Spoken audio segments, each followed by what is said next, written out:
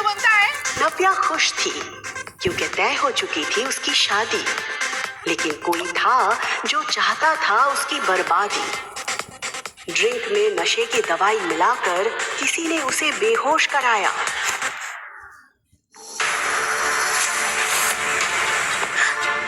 ऋषि,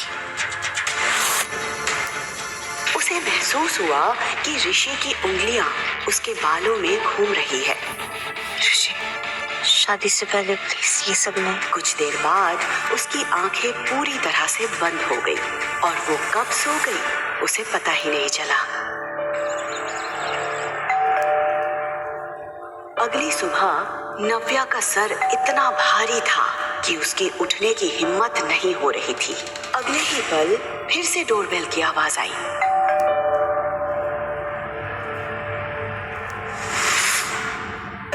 उसे याद आया कि शादी तक वो ऋषि के साथ कुछ नहीं करना चाहती थी। मैं ऋषि के साथ यहाँ? ओह गॉड! ऋषि प्लीज देखो दरवाजे पे कौन है। कुछ देर तक उसने ऋषि का इंतजार किया, पर जब वो नहीं आया तो नव्या खुद ही दरवाजा खोलने के लिए उठ गई। नव्या को समझ नहीं आ रहा था कि अगर ऋषि उसके सामने खड़ा था तो कल रात उसके साथ कमरे में कौन था। ऋषि, तुम बाहर कब गए? तुमने क्या हालत बना रखी है?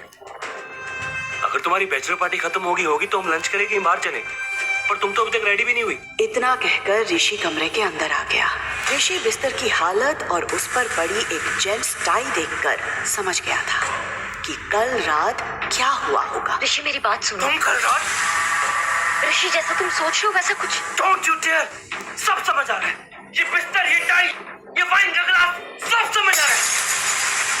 2 दिन में हमारी शादी है और तुम कल रात को किसी और के साथ? नहीं ऋषि, ऋषि ऋषि मेरी बात सुनो। मैंने कुछ गलत नहीं किया ऋषि, शायद कुछ गलत फहमी हुई है। ऋषि! नव्या चिल्लाते हुए नंगे पैर ऋषि के पीछे दौड़ रही थी, लेकिन ऋषि ने उसे एक बार भी पलटकर नहीं देखा। वो सीधे अपनी गाड़ी में बैठकर वहां से निकल गया। उसने तुरंत टैक्सी किया और ऋषि के पीछे चली गई। लेकिन सिन्हा पैराडाइज में उसका स्वागत एक जोरदार थप्पड़ के साथ हुआ। बेशर्म! मुझे शर्म आती है कहते हो कि तुम मेरी बेटी हो।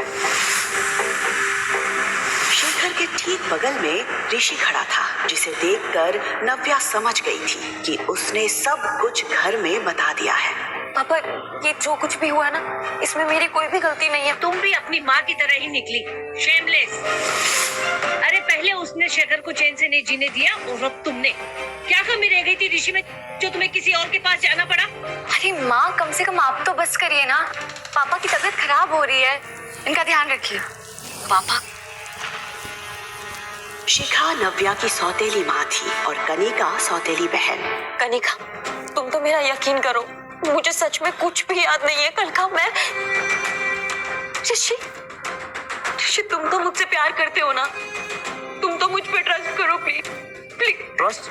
ये शब्द तुम्हारे मुंह से अच्छा नहीं लग रहा। जिस लड़की से मैंने प्यार किया था वो तो रातों किसी और की हो गई थी। नहीं ऋषि, प्लीज ट्रस्ट मी। अब तुम्हें जो ठीक लगता था तुमने किया, अब मैं वो करूंगा जो मुझे ठीक लगता है। नव्या के साथ बाकी घरवाले भी ऋषि शेखावत का इशारा समझ गए थे। ऋषि ने तुरंत अपनी उंगली से एंगेजमेंट रिंग उतारी और वहीं सबके सामने जमीन पर फेंक दी। ये रिश्ता मैं अभी के अभी खत्म करता हूँ। I am breaking up with you. आज के बाद अपनी ये मनुष्य शक्ल मुझे मत दिखाना। ऋषि नहीं ऋषि, मैंने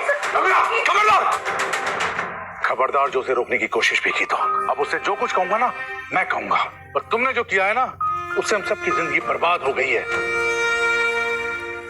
ऋषि बेटा सुनो, प्लीज मेरा यकीन करो, मुझे कुछ ध्यान नहीं आ रहा है। मैं सच में, मुझे लगा कि मैं ऋषि के साथ थी। प्लीज मेरा यकीन करो प्लीज।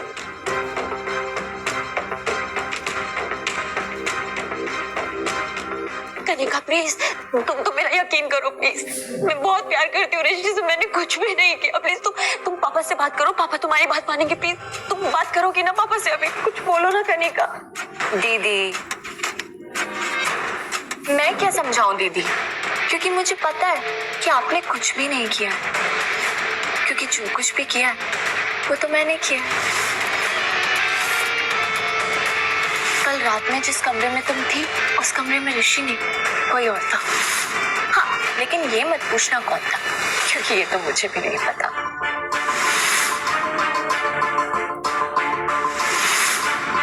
और मैंने ये सब इसलिए किया क्योंकि अगर कोई ऋषि से शादी करेगा तो वो मैं होंगी। तुम ऐसा सोच भी कैसे सकती हो? मैं ऐसा सोच ही नहीं सकती, कर भी सकती हूँ। और देखो, मैंने ऋषि को तुमसे हमेशा हमेशा के लिए अलग कर दिया। अब वो जिंदगी भर कुंवारा रह जाएगा, लेकिन तुम्हारी तरफ दोबारा पलट के कभी नहीं देखेगा। बचपन से तुमसे मैं नफरत करती हूँ और हमेशा तुमसे जीतती आई हूँ।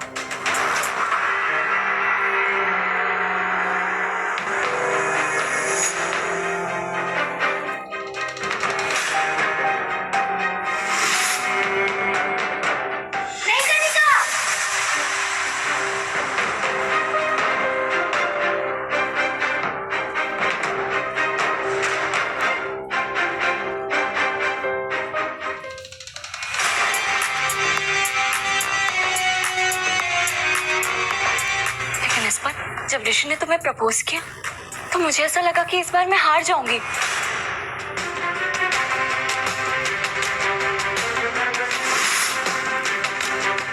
Miss Navya, will you marry me?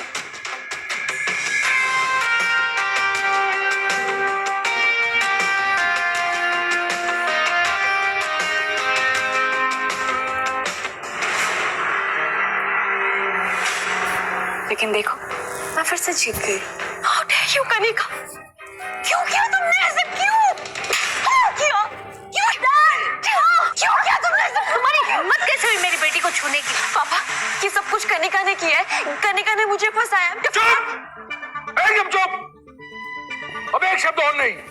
देख रहे हो अपनी बेटी की हरकतें? एक तो शेखावत परिवार के सामने हमारी इतनी इंसल्ट करवाई, ऊपर से माफी मांगने की जगह मेरी बेटी को मारने चली है। निकल जाओ अभी के अभी इस घर से। तब सिन्हा परिवार से तुम्हारा कोई रिश्ता नहीं। पापा, और मेरी सिर्फ एक ही बेटी है, कनिका। शिखा, मुझे कुछ पैसे दे देना।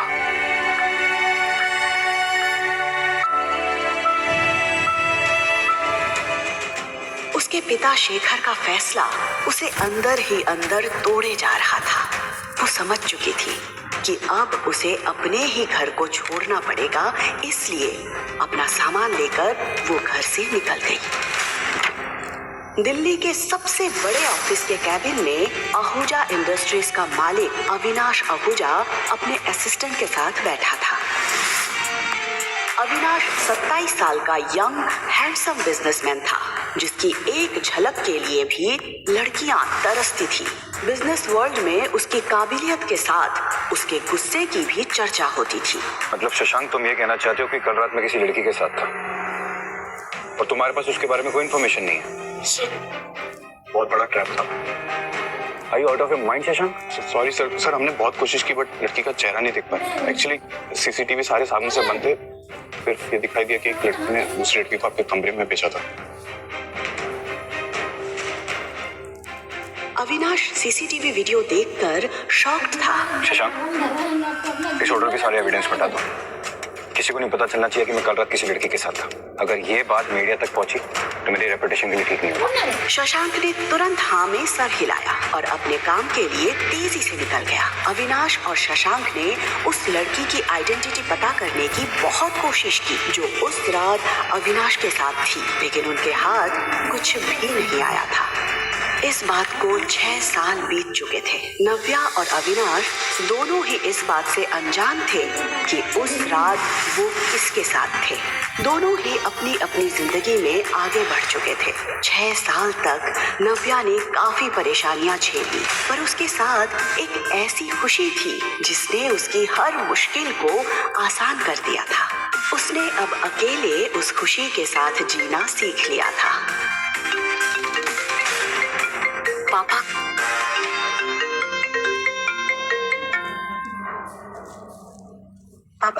नव्या, तुम्हें चंडीगढ़ आना है।